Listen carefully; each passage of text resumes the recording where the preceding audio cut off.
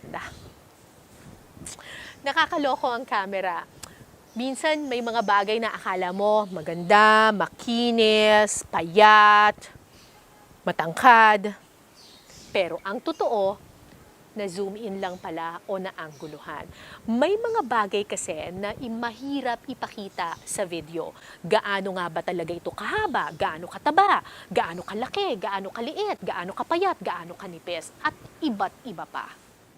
Halimbawa, kung kukunan natin itong mangkok na ito ng close-up, madaling isipin na malaki ito, nakakabusog, masarap at nakakatakam.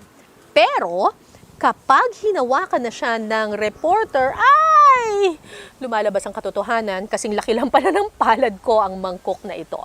In other words, kapag gumamit ka ng stand-upper, pwede mong gamitin yung reporter as a scale para maipakita mo kung ano talaga ang totoo, mabigyan ng konteksto yung pinapakita mong video. So pwede kang gumawa ng stand-upper na parang ganito. Sa unang tingin, malaki at nakakabusog ang pagkaing ito. Pero ang totoo, kasing laki lang ng palad ko ang ibinebenta nilang pagkain. Ang daya, di ba? Ganon. Sa madaling salita, gamitin ninyo ang stand-upper para lalo pang ma-enhance ang sense of sight ng inyong audience, para mabigyan ng konteksto at lalo pa nilang maintindihan ang kanilang napapanood. In other words, you can use your stand-upper, you can use the reporter as a scale to indicate size, length, and other things that the camera can show. Bah, pa-English ako dun ah. Pero gets nyo naman, di ba?